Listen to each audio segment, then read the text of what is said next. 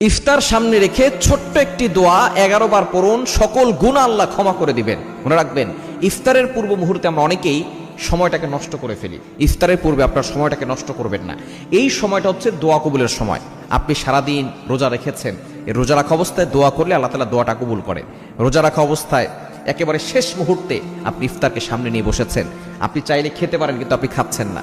আপনার গলা তৃষ্ণার্ত অবস্থায় আছে, আপনার পেট ক্ষুধার্ত অবস্থায় আছে, কিন্তু আপনার সামনে ইফতার আছে, বিভিন্ন রকমের আইটেম আছে, ঠান্ডা পানি আছে, শরবত আছে, কয়েক ধরনের খাবার আছে, কিন্তু আপনি কোনো খাবার খাচ্ছেন না। আল্লাহ তাআলা ফেরেশতাদেরকে ডাক দিয়ে বলে, ও আমার ফেরেশতারা, এই বান্দা খাচ্ছে না কেন? ফেরেশতারা বলে, আল্লাহ, সে তোমার অনুমতির অপেক্ষায় আছে, যখনই অনুমতি আসবে তখনই সে খাবে। তখন আল্লাহ বলে, ফেরেশতারা, এই বান্দা কি আমাকে দেখছে? তখন ফেরেশতারা বলে, না আল্লাহ, আপনাকে দেখে নাই। তারা কি জান্নাত দেখেছে? ফেরেশতারা বলে, না আল্লাহ, তারা তো জান্নাত দেখে নাই। তারা কি জাহান্নাম দেখেছে? বলে, না আল্লাহ, তারা জাহান্নামও দেখে নাই। তখন আল্লাহ পাক রব্বুল আলামিন ফেরেশতাদেরকে ডাক দিয়ে বলে, ও আমার ফেরেশতারা,